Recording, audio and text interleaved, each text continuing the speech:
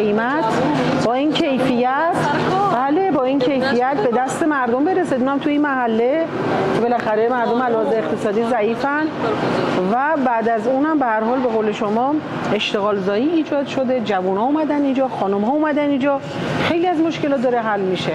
مسئولین باید پای کار باشن، کمک بکنن و چوب لای چرخ نباشن. مرسی عزیزم. خوبه؟ سلام. همینطوره. خدا قوت بده. مرسی. اینجا حتی سورتینگ هم داریم اونجا انجام میدن که یک دست باشه با قیمت‌های بسیار عالی. الان موفق باشین. شما چطوری خانم؟ خوبی عزیزم؟ نه دیگه نباید باشه. ناخالص. سلامتی خیلی مهمه. بدون اینکه اصلا آب چیز قاطیشون کامل نمیشونه میشه استفاده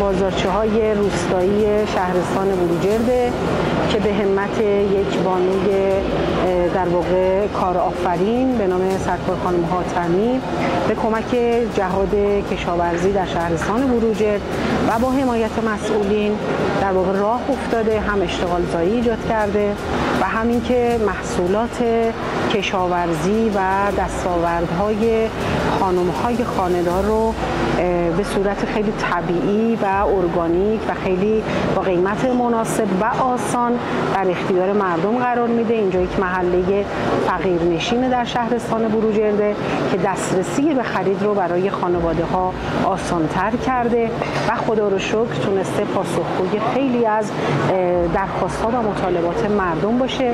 در سالی که سال حمایت از در واقع تولیده و در سالی که اشتغال آفرینیه و مهار تورمه و سالی که باید تحقق پیدا کنه شعار سال ماه معظم رهبری، این اتفاقای خیلی خوب در بروجرد افتاده. تمام مسئولین موظف هستن حمایت بکنن و گره‌گشایی بکنن و سدهای مقابل حرکت اشتغال زایی رو در شهرستان بروجرد در واقع از میون بردارن و انشالله تسریع بکنن حرکت رو به سمت و سوی که انشالله بتونیم هم اقتصاد رو بیشتر رونق بدیم، هم اشتغال رو و همین که کارآفرینی ها رو حمایت بکنیم، خصوصا در جامعه بانوان که باید مورد حمایت ویژه مسئولین قرار بگیرن.